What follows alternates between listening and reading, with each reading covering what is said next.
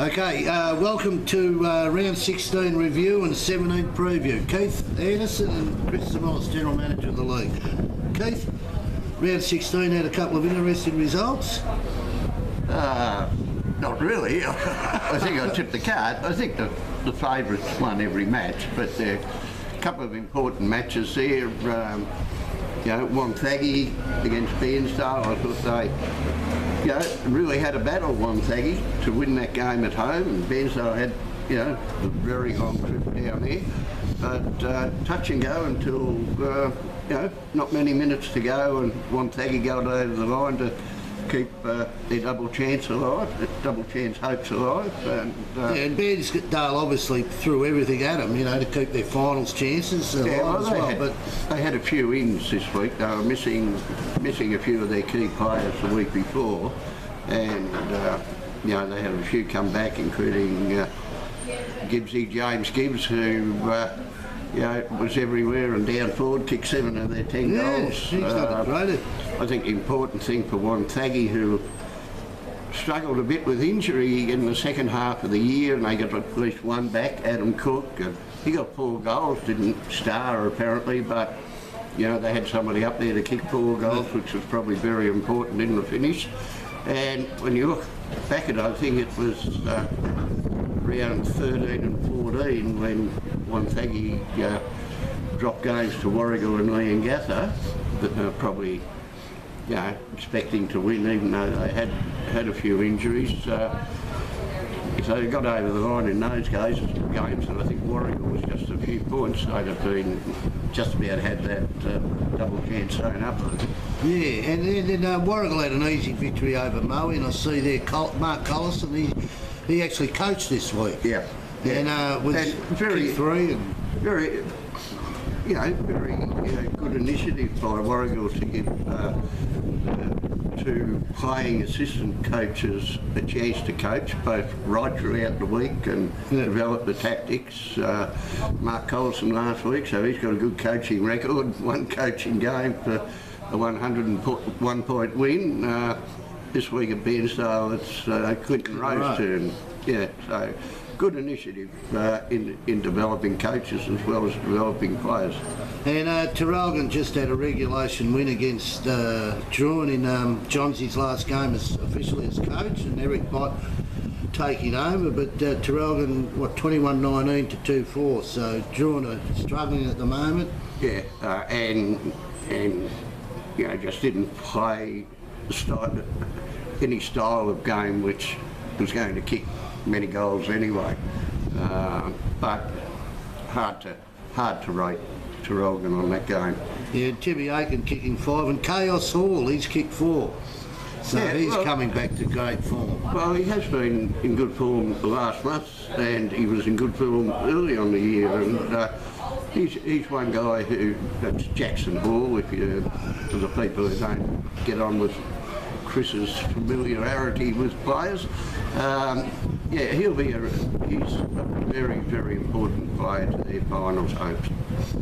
And Morwell had a big win against Leongatha. Leongatha were actually disappointing. At quarter time, 2-2 to 1-2, just a goal behind, but they didn't kick their next goal until about the 15-minute mark of the third quarter, and they just didn't come to play. And Morwell just ran over them, and huge victory to them. But Mann and Johnson 5. They're looking very good, Morwell. They are very good. They're pretty good. I thought Leongatha, after sort of winning 4 out of 5 going into the game, may have thrown up a bit bigger challenge, and there was some down there that still harboured hopes that they might make the finals, but not to be. That's now well and truly gone. But I think what it showed was that Morwell's pretty handy, and I think they deserve to be seen as the main threat to Sale. And then, well, speaking of Sale, they had a win over Maffra in the big local derby on Sunday. Very close for a lot of the game. As Sale came out of the blocks, kicked 7-1, but then Maffra fought their way back. But then in the end, Sale went away 16-15 to 12-11, and I see young Josh Dunkley. obviously perform, and he was named best again, so it's pretty good omen for possibly the Swans picking up a good player in the next couple of years. Oh, I think he's shown everything that, for a guy of his age, he's got the ability to get to the top level. We all know between 16, 17 years of age and actually getting there, a lot can happen. But he certainly got the talent and seems to have the footing out and the want to do it to get there. But in that context of the game, like the first half must have been a shootout, 7 goals to Sale in the first quarter to lead by almost 6, and Mafra kicked 8 in the second quarter to get within a few points. Pretty tight until Sale just ran away a bit in the last quarter, which I think that's probably a bit extra talent they've got in this side, and probably they're a bit more mature side, apart from talking about the Dunkley's and those sorts of young blokes that Sale had. But Sale had 6 changes to their side, and they were very good players that came in. Good to see Matt Ferguson back again, and he was amongst their best with 4 goals. Shoeback was available again, played. Luke Collins came back after being unavailable the previous week. Justin Matrevsky came in and was one of the better ones, so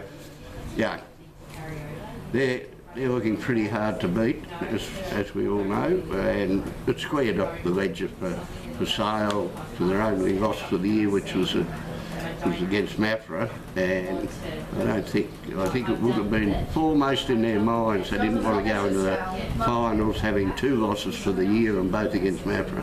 Yeah, I don't think they would have been happy about that. Well, we've got round 17 coming up, and first cab off the rank, actually it'll be the last game played on Saturday, but Bairnsdale are hosting Warragul, and that's actually a night match. So I hope it's not as cold as what it is right now where we are, because the wind's blowing. I know it's making a mess of your hair. I don't have to worry. But anyway, Bairnsdale, that'll be I think the 16s kick off at about 2:30. So at 6 o'clock the senior game. So what's your tip there? It's a hard one, and it depends a little bit on who's the ins and outs for each side. But I just think at home, for the last time of the year, Bairnsdale might get away with this one. They beat Warragul convincingly earlier in the year, and again that man Gibbs was extremely important in that. I think he kicked about 7 goals into, ran around the ground, played a ruck rovers role, and he was very good. Warragul will be looking to finish off well. They've knocked up 6 wins this year now, and they'll be looking for this one for a 7th, and really marks some pretty good improvement over the year.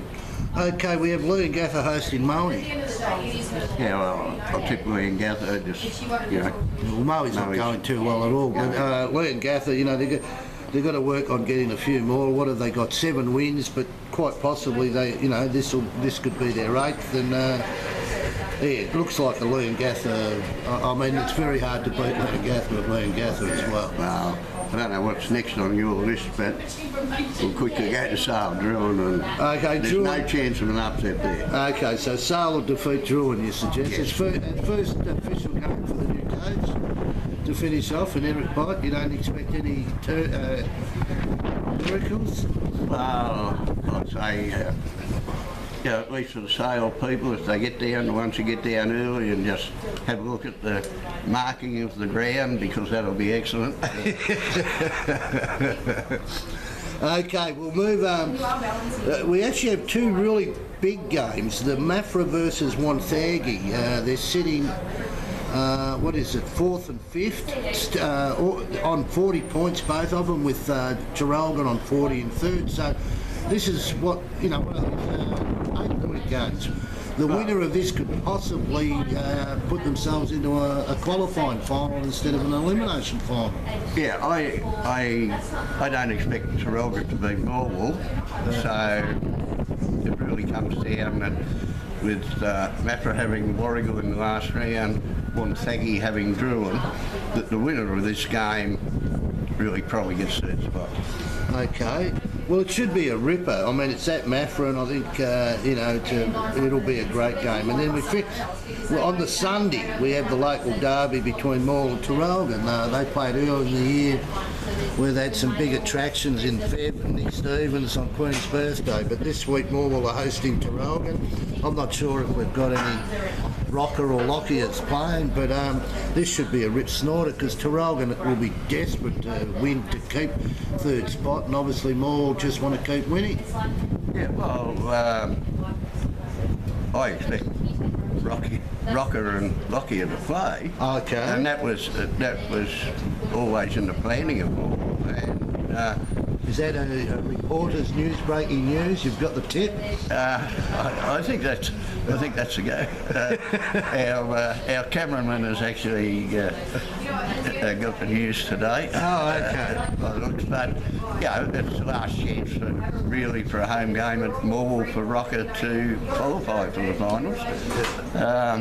Yeah, I'm not sure. I think the Maul blokes who have carried them there all year have done a fantastic job. But be that as it may, that's how it'll be. But I just think with or without Rocker, Lockyer, Maul are just too good. And the thing about Traralgon, we've had some really crunchy wins against the sides outside the five, but they've only had one win the year against the other finalists. And